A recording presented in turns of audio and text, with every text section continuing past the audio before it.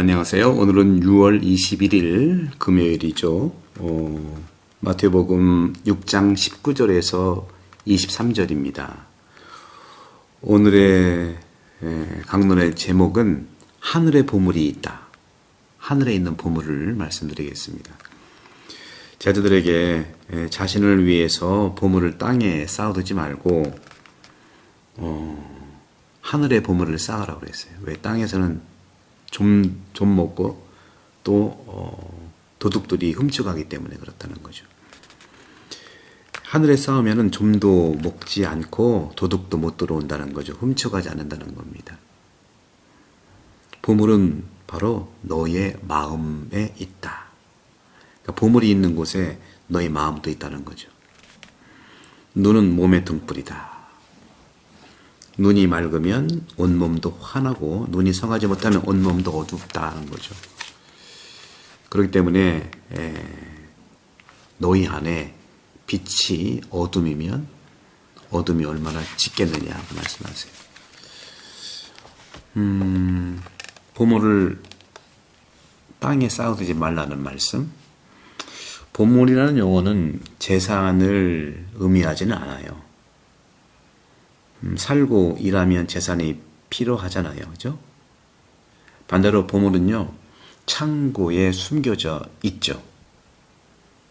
보물은 실제로 그것을 사용하지 않고 단지 부자라는 느낌만을 즐기는 사람을 안심시킵니다. 옛날에 그러잖아요. 우리 집에 금송아지 있어? 1세기부터 그리스도교의 이러한 그 신앙 도덕은 필요한 재산과 불필요한 재산을 구별했습니다. 특히 제가 가장 좋아하는 바실리오 성인, 가파도키아의 바실리오 성인께서는요, 이것은 우리 것이 아니고 가난한 사람들의 것이라고 적었습니다. 그리고 바실리오 성인은 극장에서 다른 사람들이 서 있을 때 두 자리를 차지하는 사람의 예를 제시하고 있어요. 예를 들면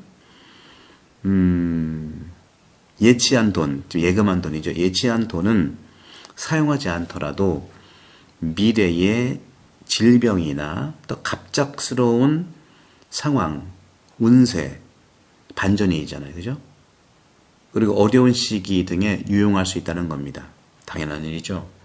요즘에 그것은 보험이라고 제도가 이렇게 됐지 않았어요? 합리적인 이유가 될 수 있지만 이건 또 환상일 수도 있고요. 변명일 수도 있어요.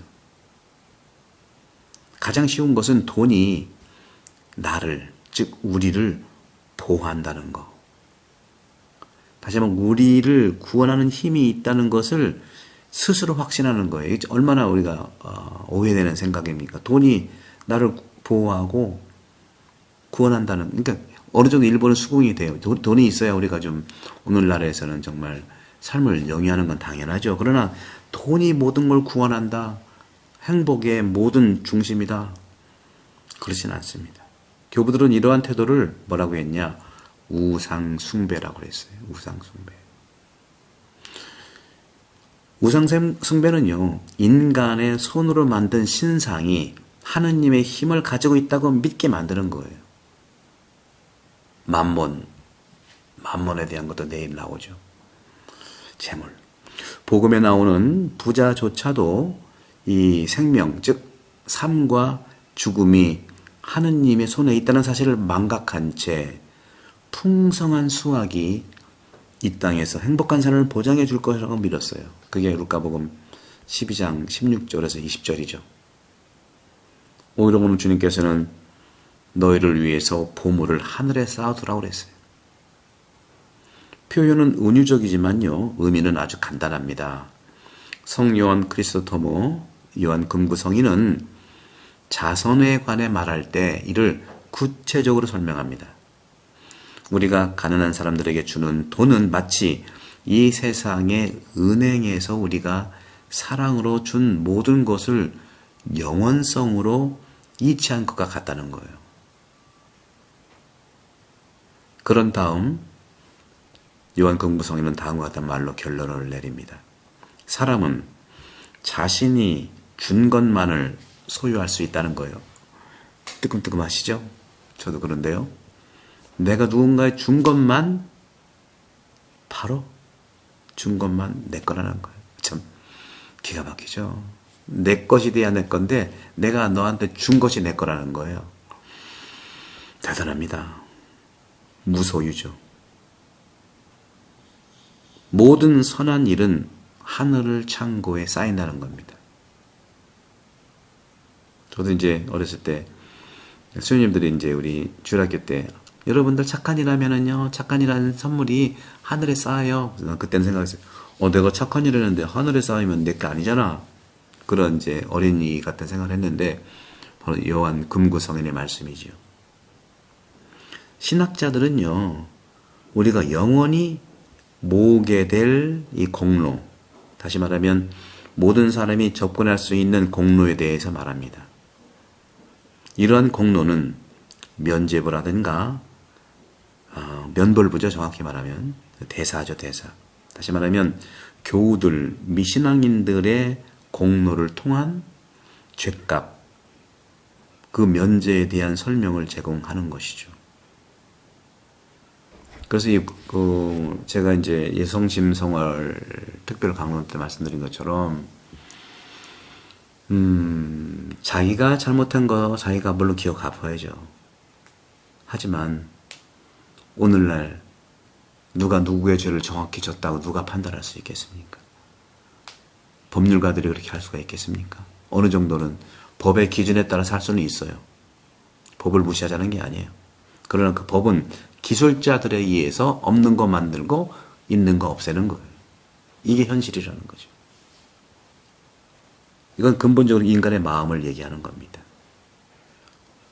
법, 정신, 마음을 회복해야 된다는 것이죠. 그런 점에서 면죄부라든가 또는 어떤 DC, 할인, 이것은 인기가 없는 용어이긴 해요. 율법주의적이고 몸이 건조한 계획 안에서 하느님의 은혜를 가두어두는 것은 너무 물질적인 것과 같다는 거예요. 하나님 은혜는 물질적인 것이 아니에요. 하나 주면 하나 받는 그런 빠다제가 아니라는 거죠. 서로의 생각을 나누면 두 개가 되는 것처럼 풍요로운 거예요. 하지만 하늘에 있는 보물에는 물질은 없어요. 그런 점에서 장점이라고 볼 수 있는 것은 바로 보물은요, 사람과 분리될 수 없다는 겁니다. 사람 따로 보물 따로가 아니에요. 사람과 관계된 보물이에요. 우리가 천국을 가는 이유도 음식 먹기 위해서 가는 것, 물론 우리가 생일잔치 음식 먹기 위해 가는 거 아니잖아요. 음식을 통해서 사람을 만나러 가는 거예요. 장례식도 마찬가지고요. 생일잔치도 마찬가지고, 성대 오는 것도 마찬가지예요. 영성체를 함으로써 사람을 만나는 겁니다. 그게 꽃문이에요. 그렇기 때문에 이러한 보물은 그 사람의 완전함과 같은 겁니다. 그리고 그 사람이 영원히 나타날 장식품과 같은 거예요. 그 사람의 보물은 그 사람이 자신 안에서 키우려고 노력한 하느님의 형상처럼 땅에 보이지 않는 마음의 아름다움처럼 영원한 삶에서 빛날 것입니다. 주님은 말씀하세요. 몸의 등불이 바로 눈이다. 맹인은 보지 못하고 마치 세상에서 길을 잃은 것처럼 살아가는 것 보여요. 생명의 사람은 볼 수 있지만 색의 아름다움을 보지 못합니다. 부분적으로죠. 시력의 변화로 측정과 비율이 부정확하게 보이곤 해요. 근시 아닌 사람은요, 가까이서만 보고 원시 아닌 사람은 멀리서만 보잖아요. 요즘엔 다중 초점도 있긴 있더라고요. 하지만 내면의 시력은요, 더 많은 질병을 가지고 있어요. 내면의 비전에는요, 내면에 있는 비전에는요, 근본적인 유형의 변화가 있는 것입니다. 다시 말하면 무가치한 것들이 자신의 이익에 부하기 때문에 중요성을 부여하고, 그래서 테오파네스라고 하는 이 은수자는요, 이렇게 자신을 기록했어요. 때때로 우리는 다른 사람의 결점을 발견하고 자신의 것을 무시하면서 살아간다. 한번 깊이 생각할 필요가 있겠죠. 다른 사람의 결점을 발견하면서 자신의 결점을 무시한다는 거예요. 영적 시력의 결함이 그럼 과연 치료될 수 있을까 하고 물을 수 있겠죠. 성토마스 아퀴나스는요, 이렇게 말합니다. 모든 사람이 사물을 자기 자신에 따라 본다 하는 거예요. 순수한 사람은 모든 것을 좋게 보고요. 악한 사람은 모든 것을 나쁘게 보죠. 그렇기 때문에 내면의 시력이라고 하는 것은 자신을 변화시키고 참회함으로써 치유가 일어난다는 겁니다. 말씀드린 것처럼 죄라고 하는 것, 또 내 결함이라 하는 것 자체가 슬픈 게 아니라 내 죄와 내 결함이 누군가를 슬프게 한 것을 내가 부끄러워해야 되잖아요. 내면의 시력이 그런 점에서 치유한다는 겁니다. 부끄러워하는 내면의 시력. 하지만 안경은요, 많은 도움이 되긴 해요. 다시 말하면 우리가 영원히 보게 될 빛으로 세상을 볼 수 있도록 복음을 자주 읽는 겁니다. 복음이 바로 안경이에요. 영적 안경. 사랑하는 형제자매 여러분, 오늘도 구독 선교 부탁드리고 이 복음의 안경을 널리 전파하는 그런 구독 선교사가 되기를 간곡드립니다. 성부와 성자와 성령께서는 여러분 오늘 강복합니다. 감사합니다.